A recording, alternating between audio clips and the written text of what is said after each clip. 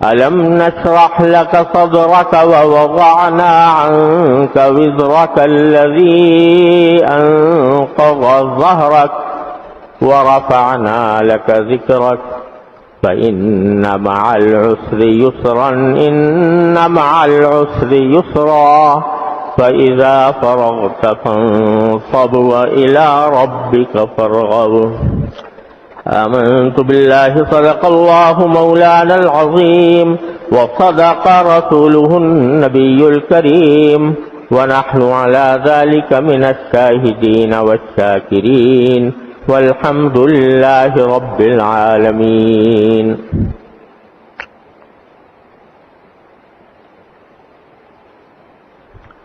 بزرگان محترم اور برادران عزیز، یہ سورہ الم نشرح کی آیات ہیں جو میں نے ابھی آپ کے سامنے تلاوت کی ہیں. کچھ عرصے سے میں نے ان صورتوں کی تشریح کا بیان شروع کر رکھا ہے جو عام طور سے نمازوں میں پڑھی جاتی ہیں، تاکہ ان کا مفہوم کم از کم اجمالی طور پر ذہن میں رہے تو قرآن کریم کے پڑھنے کے دوران، نمازوں کے دوران اس کا استحضار ہو سکے. اسی میں یہ سورہ الم نشرح ہے جس کی اس وقت میں نے تلاوت کی ہے. یہ سورت حضور نبی کریم سرور دو عالم صلی اللہ علیہ وسلم کی فضیلت اور آپ کا عالی مقام بیان کرنے کے لیے نازل ہوئی، اور اس میں ان نعمتوں کا ذکر فرمایا گیا جو اللہ جل جلالہ نے نبی کریم سرور دو عالم صلی اللہ علیہ وسلم پر مبذول فرمائی. پہلے سورت کا میں اجمالی ترجمہ کر دیتا ہوں، پھر اس کے بعد انشاءاللہ اس کی کچھ تشریح عرض کروں گا. الم نشرح لک صدرک، یہ حضور اقدس صلی اللہ علیہ وسلم کو خطاب ہے. کیا ہم نے تمہاری خاطر تمہارا سینہ کھول نہیں دیا، سینے کو کشادہ نہیں کر دیا؟ وَوَضَعْنَا عَنْكَ وِزْرَكَ، اور تم پر سے وہ بوجھ ہٹا دیا، تمہارا وہ بوجھ ہٹا دیا، الذی انقض ظہرک، جس نے تمہاری کمر توڑ رکھی تھی. وَرَفَعْنَا لَكَ ذِكْرَكَ، اور تمہاری خاطر ہم نے تمہارے تذکرے کو بہت اونچا مقام عطا فرمایا. فَإِنَّ مَعَ الْعُسْرِ يُسْرًا، تو یقین رکھو کہ تنگی کے ساتھ آسانی بھی ہوتی ہے، مشکل کے ساتھ آسانی بھی ہوتی ہے. ان مع العسر یسرا، اب دوبارہ اسی کو دہرایا، یقین رکھو کہ مشکل کے ساتھ آسانی بھی ہوتی ہے. فَإِذَا فَرَغْتَ فَانْصَبْ، لہذا اللہ تبارک و تعالیٰ نے جو انعامات آپ پر فرمائے ہیں ان کے شکر کے طور پر جب آپ اپنے فرائض منصبی سے فارغ ہوں، فَانْصَبْ، تو اپنے آپ کو تھکائیے، اللہ کی عبادت میں تھکائیے. وَإِلَىٰ رَبِّكَ فَارْغَب، اور اپنے پروردگار سے لو لگائیے، اپنے پروردگار کی طرف رغبت کا اور شوق کا مظاہرہ فرمائیے. یہ ہے ترجمہ اس سورت کا. اور سب سے پہلے تو اللہ جل جلالہ نے اس میں نبی کریم سرور دو عالم صلی اللہ علیہ وسلم پر اپنے اس انعام کا تذکرہ فرمایا ہے کہ ہم نے تم سے تمہارے سینہ کھول دیا اور تم سے وہ بوجھ ہٹا دیا جس سے تمہاری کمر توڑ رکھی تھی. یہ در حقیقت حضور اقدس صلی اللہ علیہ وسلم کے نبوت کے مقام پر فائز ہونے کے بعد حضور اقدس صلی اللہ علیہ وسلم کو اس نبوت کی عظیم ذمہ داریوں کا جو بوجھ تھا وہ یہ تھا کہ آپ ذرا تصور کیجئے کہ پوری دنیا گمراہی میں غرق ہے. جس شہر میں آپ پیدا ہوئے ہیں، جس ملک میں آپ پیدا ہوئے ہیں، وہ کفر میں، شرک میں، بت پرستی میں، قتل و غارت گری میں، فسق و فجور میں حد سے گزرا ہوا ہے. پورا ماحول کفر و ضلالت کی اندھیریوں میں بھٹک رہا ہے، اور اس میں تنہ تنہا ایک ذات کو یہ حکم دیا جاتا ہے کہ تمہیں اس سارے ماحول میں، اس سارے معاشرے میں، اس ساری دنیا میں تمہیں انقلاب لانا ہے. ان بگڑے ہوئے لوگوں کو درست کرنا ہے، ان کے عقیدے صحیح کرنے ہیں، ان کے اعمال صحیح کرنے ہیں، ان کے اندر جو غلط عادتیں پیوست ہو گئی ہیں ان کو بدلنا ہے اور تنہ تنہا ہو. اور یہ حکم آ رہا ہے اس وقت جبکہ آپ کی عمر مبارک 40 سال ہو چکی تھی. 40 سال کے بعد عام طور سے انسان کے قوا میں رفتہ رفتہ انحطاط آنا شروع ہوتا ہے. اگرچہ 40 سال عمر کو پہنچنے سے پختگی بھی آتی ہے، سوچ سمجھ بھی پختہ ہوتی ہے، لیکن اس کے بعد پھر انحطاط کا دور آتا ہے، قوا مزمحل ہونے لگتے ہیں رفتہ رفتہ.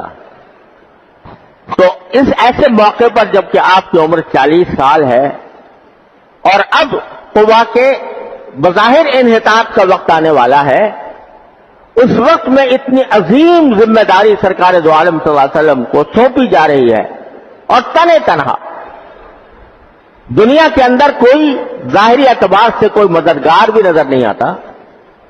اس وقت میں یہ ذمہ داری آپ کے اوپر ڈالی گئی ہے، تو اس ذمہ داری کا کتنا بوجھ ہوگا، کتنی اس کی مشقت معلوم ہوتی ہوگی کہ میں کس طرح اس ذمہ داری کو نبھاؤں گا. چنانچہ سورہ اقرا کی تفسیر میں پہلے عرض کر چکا ہوں کہ جب سرکار دو عالم صلی اللہ علیہ وسلم پر پہلی وحی نازل ہوئی ہے تو ذمہ داری کے اس عظیم احساس سے آپ کو جانا چڑھا ہے، بخار ہو گیا. اور جب آپ گھر تشریف لائے تو حضرت خدیجہ الکبریٰ رضی اللہ تعالی عنہا آپ کی اہلیہ محترمہ، ان سے فرمایا کہ زملونی زملونی، مجھے چادر اڑاؤ، مجھے چادر اڑاؤ. جانا چڑھ گیا. تو اتنا سخت بوجھ سرکار دو عالم صلی اللہ علیہ وسلم پر تھا. بوجھ کیا کیا ہوں گے؟ ایک طرف اس بات کا بوجھ کہ اللہ جل جلالہ کے احکام کو ٹھیک ٹھیک سمجھنا، اس کے تمام ابعاد پر غور کرنا اور اس کے تمام مقتضیات کو سوچنا. یہ میں تنہا کیسے انجام دوں گا؟ جو وحی مجھ پر نازل ہو رہی ہے اس وحی کے معنی بھی، اس کو الفاظ کو بھی محفوظ کرنا ہے، اس کے پڑھنے کے طریقے کو بھی محفوظ کرنا ہے، اس کے معنی کو بھی محفوظ کرنا ہے، اس سے جو احکام نکلتے ہیں وہ احکام بھی یاد رکھنے ہیں. اور آپ امی ہیں. لکھنا آپ، اللہ تعالیٰ نے یہ ایک معجزہ دکھایا تھا سرکار دو عالم کی ذات مبارک کے ساتھ صلی اللہ علیہ وسلم کہ آپ کو امی بنایا تھا. یعنی نہ آپ پڑھتے تھے نہ لکھتے تھے،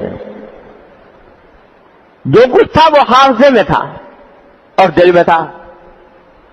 تو قرآن نازل ہو رہا ہے، اللہ تعالیٰ کا کلام نازل ہو رہا ہے، اور اس کو محفوظ بھی کرنا ہے، اس کو یاد بھی رکھنا ہے. اگر کوئی عام آدمی ہو تو جو کچھ ایک مرتبہ سنا اس کو کاغذ پر لکھ کر پھر اس کو یاد کرے، لیکن نبی کریم صلی اللہ علیہ وسلم نہ لکھتے ہیں نہ پڑھتے ہیں. لہذا لکھ کر یاد کرنے کا کوئی سوال نہیں، صرف کان سے سن کر جو کچھ سنا گیا ہے اس کو محفوظ رکھنا ہے۔ اب آپ ذرا اندازہ کیجئے کہ قرآن کریم جب کوئی حفظ کرنے بیٹھتا ہے تو بہت اچھا یاد کرنے والا ہو تو 2.5-3 سال کم از کم لگتے ہیں اس کو یاد کرنے میں، لیکن حضور اقدس صلی اللہ علیہ وسلم کے سامنے کتاب نہیں، آپ پڑھ نہیں سکتے، آپ لکھ نہیں سکتے، اور بعض اوقات آیات، بہت ساری آیات ایک ساتھ نازل ہوئی۔ مثلا بعض روایتوں میں آتا ہے کہ سورہ انعام پوری کی پوری ایک مرتبہ نازل ہوئی تھی۔ سورہ انعام تقریباً 1.5 پارے کے اوپر مشتمل ہے، وہ ایک ساتھ نازل ہوئی، تو اس کو یاد بھی رکھنا ہے، اس کے الفاظ یاد رکھنے ہیں۔ پھر الفاظ قرآن کریم کے ایسے ہیں کہ ان کو پڑھنے کا ایک خاص طریقہ مقرر ہے، یہ نہیں کہ جس طرح چاہا پڑھ لیا، اور وہ طریقہ وہ ہے جو جبریل امین علیہ السلام نے جس طرح پڑھا سرکار دو عالم صلی اللہ علیہ وسلم کے سامنے۔ آپ کو حکم یہ ہے کہ فَإِذَا قَرَأْنَاهُ فَاتَّبِعْ قُرْآنَهُ، جب ہم یعنی جبریل امین کے واسطے سے اس کو پڑھیں گے تو تمہیں اسی قرات کی اتباع کرنی ہے، اسی طرح تمہیں بھی پڑھنا ہے جس طرح جبریل علیہ السلام نے پڑھا، جس حرف کو جس طرح ادا کیا اسی طرح ادا کرنا ہے۔ لہذا صرف الفاظ کو محفوظ نہیں رکھنا، اس الفاظ کے پڑھنے کے طریقے کو بھی محفوظ رکھنا ہے، اور اس طریقے کو دوسروں تک سکھانا بھی ہے۔ اور پھر قرآن کریم تو ایک دریائے ناپیدا کنار ہے معانی کا، معارف کا، تو اس کے ایک ایک لفظ میں جو معانی پوشیدہ ہیں، جو معنی ہے اس کے، جو اس کا مفہوم ہے، اس میں جو ہدایات اللہ تعالیٰ نے عطا فرمائی ہیں، ان ساری ہدایات کو سمجھنا بھی ہے، اور سمجھ کر پھر دوسروں تک پہنچانا بھی ہے۔